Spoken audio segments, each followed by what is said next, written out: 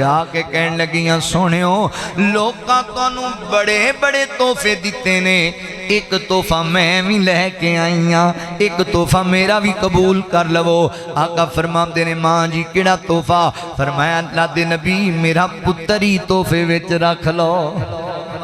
کون؟ میرے پیغمبر دا صحابی حضرت انس رضی اللہ تعالیٰ عنہ، جدوں میرے پاک پیغمبر صلی اللہ علیہ وآلہ وسلم مکہ پاک کو ہجرت کر کے مدینہ المنورہ دے اندر آئے تے لوگاں نے نبی پاک دا استقبال کیتا، میرے پیغمبر نو بڑا پروٹوکول دیتا مدینے والیاں نے، تے مدینے دا کوئی فرد ایسا نہیں جنہیں میرے پیغمبر نو تحفہ نہ دیتا ہوئے، مدینے دی کوئی عورت ایسی نہیں جنہیں نبی پاک علیہ السلام نو ہدیہ نہ پیش کیتا ہوئے، تحفہ نہ پیش کیتا ہوئے۔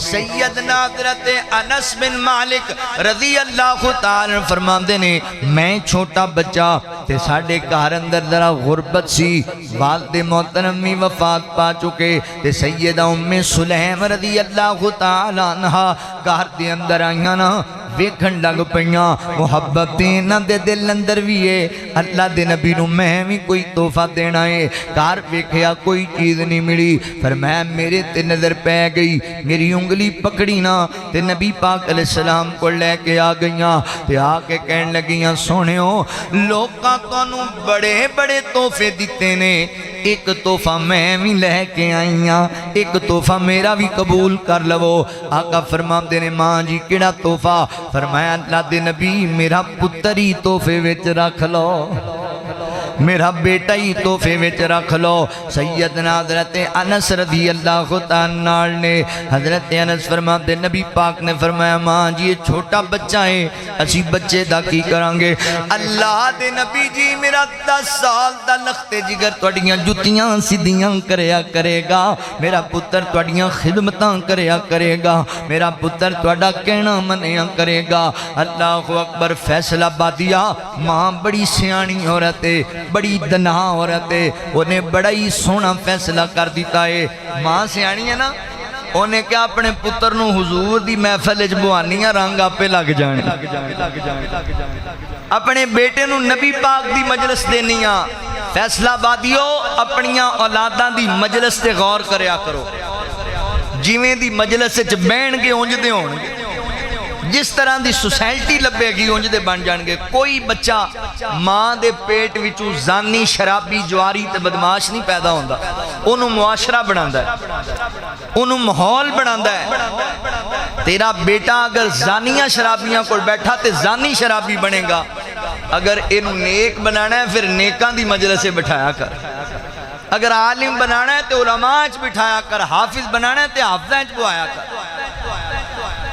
بڑی دنا عورت انہیں اپنے بیٹے نو نبی پاک علیہ السلام دی مجلس دی، کیونکہ اچھی مجلس دے بندے تے اثرات ہوندے نے۔ رسول اللہ صلی اللہ علیہ وسلم نے فرمایا اچھی مجلس سینجی ہے جی میں بندہ خوشبو والی دکان تے بیٹھ جائے، کچھ نام ہی لوے نا جنی دیر بوے گا خوشبو آئے گا، تے بری مجلس جی میں بندہ پٹھی والے کول بیٹھ جائے، تندور والے کول بیٹھ جائے، کچھ نہ لوے، اکھیں دھواں پوے گا، سیک لگے گا، چنگاریاں کپڑیاں تے پہن گی۔